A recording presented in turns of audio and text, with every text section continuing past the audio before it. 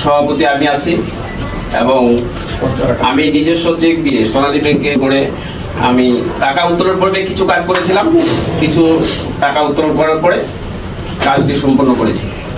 গতকাল এবং গত পরশু থেকে যে একটি নিউজ দেখতেছি আমাদের এমপি মহোদয় এবং তার ভাগিনাকে নিয়ে তারা এডিবির অর্থ লোপাট করছে, বিষয়টি আদৌ সত্য না। এটি একটি বানোয়াট ভিত্তিহীন। এই যে 16টি প্রকল্প নিয়ে যে কথা হচ্ছে, এই বিষয়টি একটি চক্র করতেছে। তারা আদৌ এই দেশের কিংবা এই হরিপুরের উন্নয়ন তারা চায় না।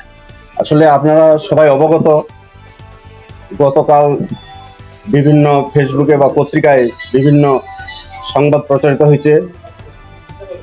আমার নামে অর্থ আত্মসাতের সংবাদ প্রচারিত হয়েছে, যা মিথ্যা, বানোয়াট ও ভিত্তিহীন। ফেসবুকে ও পত্রিকায় প্রকাশিত এই সকল সংবাদের তীব্র নিন্দা ও প্রতিবাদ জানাচ্ছি।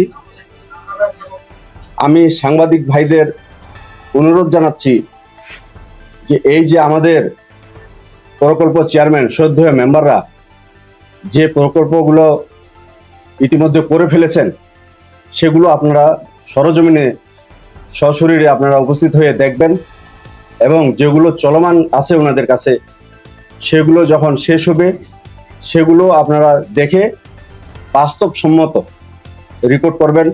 তাহলে এই এলাকাবাসী উন্নত হবে এবং এই এমপি মহোদয়ের সেবা থেকে কেউ বঞ্চিত হবে না। এমপি মহোদয়ের অনেক প্রতিশ্রুতি ছিল ইলেকশনে, সেই প্রতিশ্রুতিগুলো বাস্তবায়ন করার জন্য নিরলসভাবে আমরা কাজ করে যাচ্ছি।